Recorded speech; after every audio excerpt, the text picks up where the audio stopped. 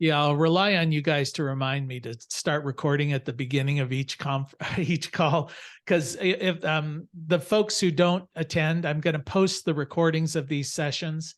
And so if you can't make it, because I did get a lot of emails from especially the students at Oberlin and Hiram saying, hey, I've got a class at 1 o'clock on Tuesday, can't make it, whatever. And I said, well, okay, you'll get a recording. And if you do have a conflict, or if you have a question as you're going through it during the week, and you don't want to bring it up in front of everybody because you feel foolish or whatever, which should not be the case, but people do, then contact me directly. By email is usually the best process, but I also put my cell number on the note that I sent to you, so you can give a call, but email is usually the best way, and I can try and answer it directly. So you've got that support whenever you need it. You don't have to wait until Tuesday at 1 o'clock, but or you can. That's what this is all about. So the test is multiple choice. So it's closed book. You can't have materials there other than a piece of paper to work things out on and a calculator. But if you can answer the questions at the end of each chapter, you should be able to do well on the certification exam. That's pretty true. I would say that this is an entry-level certification. It's not designed to be tricky in any way. Sometimes my questions at the end of each chapter are designed to be tricky. I'm designing these to try and make you think, whereas the ETA certification, they're just there wanting to see, do you know the stuff? Don't you know the stuff? So I put in a lot of negatives, which of the following is not a solution, because that allows me to show you 3 that are. Whereas ETA will not do that. They will not put a negative question as part of the exam, because that can be confusing. Which of the following is not a solution? And then one of them, the answers is this never happens. So now you've got a double negative and you're all confused or whatever. And so that's not part of it. They're not trying to trick you, right? They're just trying to test your knowledge. And there is a correct answer, right? Some may seem correct. Some may be more correct than others. You'll pick the one that's most correct. Jay. Yeah. Are you providing the calculators? Yeah, I can. We don't want you using your phone or anything else that's got access to the internet or that can store all of the answers. So a lot of people prefer their own. They bring in those little Texas Instrument things that they're comfortable with. But if you don't have one, I've got the little $1.50 Dollar General calculators. All you need to know is multiplication, division, addition, and subtraction. You're not having to get into calculus or anything, So, although there were some, I know that I've been through some courses where they want you to use trigonometry within solar to calculate angles of shading. And when you have inter-row shading between the different arrays. And my approach on this is you're not in the field going to all of a sudden try and figure out the cosine of the whatever, of the logarithm of, you're just, so we take the approach of at 40 degrees north latitude, it's about a, 1 to 4 distance. So if I'm 6 foot tall, it better be 24 feet away.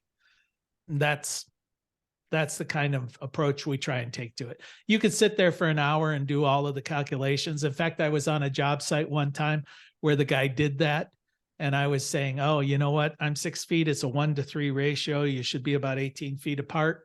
And he's like, no, I got to calculate. And he came back and no, it's 17 foot, 6.5 inches. And I was like, okay, about 18 feet, right? It's like, this isn't, we're not dealing in millimeters here. So, so I think you'll hopefully find that the book tries to take an approach that's practical.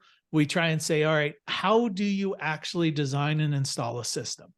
I don't want to get into, a lot of detail. There is a little bit, but not a lot about how solar works, how you manufacture solar panels, things like that. It's more, how do I connect this wire to this wire without dying? That's kind of what you're really hoping for. So it should be very practical. Ideally, at the end of this course, you should be able to design and install a residential scale solar array.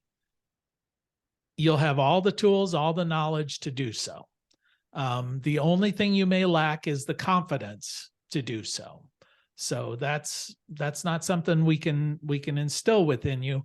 Although as part of this group, then I will try and match you in with other folks who oftentimes are going to be installing their systems on their homes or whatever, and they're looking for volunteers. They say, hey, could you send somebody, I'm going to be installing a system in Oberlin, and it's going to be on this weekend. Anybody want to come down, help me do it? We'll give you lunch and beer afterwards. I always say, don't give them beer before, give them beer after the job is done. So that's something. Now I think in Hiram, we may be installing a system on Hiram's campus later in the year. That's something that's still up in the air. So that may be a very practical application to your skills at the end. So, all right. Is there anybody in the class who's taken the class so that they can design and install their own system who might want to speak up now and let people know that they are going to want volunteers later on? Oh, keeping an eye on you guys.